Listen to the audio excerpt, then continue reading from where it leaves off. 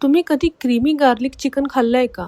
जर नाही तर ही रेसिपी शेवटपर्यंत बघा, कारण पहिलीच ट्रिक तुमचं चिकन एकदम ज्युसी बनवणार आहे. सुरुवातीला बोनलेस चिकनचे छोटे छोटे तुकडे करून त्यात मीठ आणि काळी मिरी घाला.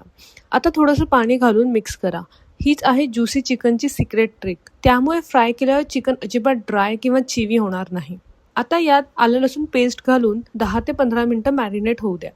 कढईत थोडं तेल आणि बटर गरम करून बारीक चिरलेला लसूण हलका परतवा. त्यात मॅरिनेट केलेले चिकन घालून छान परतून झाकण ठेवून शिजवून घ्या. आता बनवूया क्रीमी व्हाईट सॉस. दुसऱ्या पॅनमध्ये तेल आणि बटर गरम करून त्यात लसूण घालून छान परतवा. त्यात थोडा मैदा घालून 1 मिनिट भाजा. मग हळूहळू दूध घालत विक्सने मिक्स करा, म्हणजे सॉस एकदम स्मूथ होईल.